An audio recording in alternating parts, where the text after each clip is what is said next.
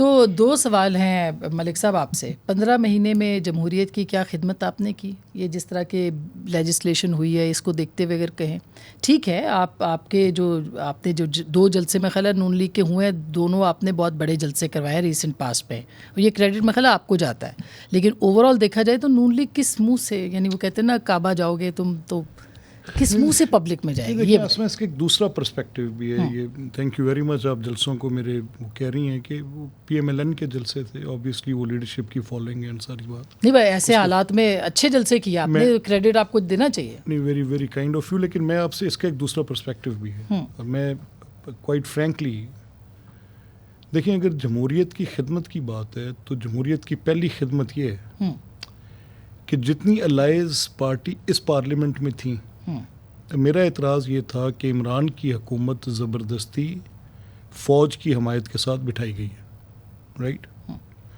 اب میں اگر اس وقت کی فوج کو یہ کہنے پہ لے گیا کہ ہم نیوٹرل ہیں اور اپنے آئینی کردار میں ہیں, تو کیا یہ جمہوریت کی خدمت نہیں؟ Pushing them back. یہ کچھ دن پہلے کی بات ہے, سن لیں نا, یہ آپ کا نعرہ تھا, یہ اس نعرے کی بنیاد پہ ایک امید بنی تھی کہ شاید جمہوریت اپنی اصلی فارم میں آئے گی. ایسا کریں کہ ہم کرونالوجیکل آرڈر میں چلتے جائیں, لمبی بات نہیں ہے, منٹ 2 ہی ہیں, منٹ 2 ہی لگیں گے. اگر عمران کی گورنمنٹ ملٹری سپورٹڈ تھی اور قائم تھی, تو پھر اس وقت کی اپوزیشن کا یہ ایک کارنامہ ہے کہ وہ الائز جنہوں نے اپنا ووٹ دیا, تب عمران کی حکومت تھی, جب اس کی حکومت ختم ہوئی تو انہوں نے سائڈ پہ اس کو کسی کے کہنے پہ ووٹ نہیں دیا. ٹھیک, رائٹ. ایک بات.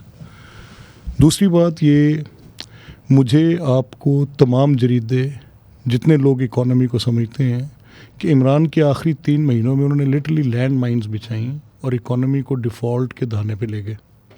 اس میں بڑی بات نہ کریں, صرف آپ 3-4 مثالیں میں آپ کے آگے رکھ دیتا ہوں.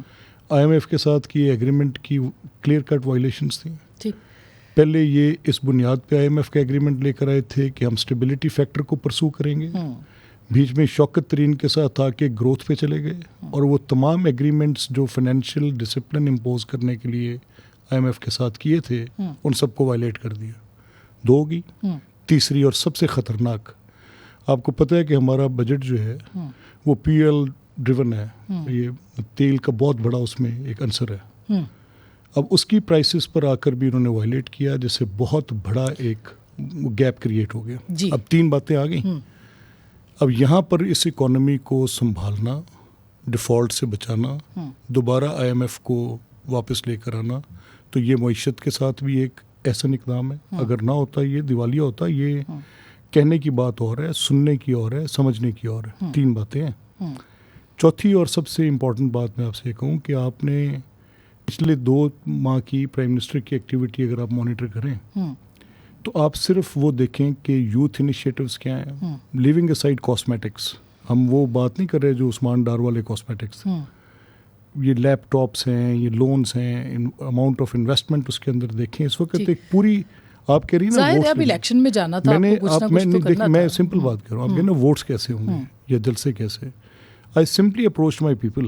میں نے جب آ کے ان کے سامنے اپنی باتیں رکھی تو اوور ویلمنگ رسپانس تھا, اس کارکردگی پر اوور ویلمنگ رسپانس تھا. مہنگائی ایک فیکٹر ہے جس کو, مگر یہ آپ کا ایک حلقہ ہے نا, ہم ایک حلقے, آپ کے حلقے میں تو ہم کہہ رہے ہیں نا کہ اتنا بڑا جلسہ ہو گیا, چلے ٹھیک. سر پنجاب ہے, میں آپ سے یہ کہہ رہا ہوں, ایک مہنگائی ایک ایسا فیکٹر ہے جو آنیسٹلی مجھے بہت, یہ چھوٹا فیکٹر نہیں ہے, یہ بہت بڑا فیکٹر ہے. میں نے آپ سے اتفاق کیا, لیکن یہ بتائیں کہ یہ مہنگائی کا جو فیکٹر ہے اس کو کیسے آپ اس کو رین ان کر سکتے ہیں. اس کے لیے بھی آپ کو پہلے بات چیت کرنی ہے نا. اچھا, یہ سمجھ میں آنے والا نقطہ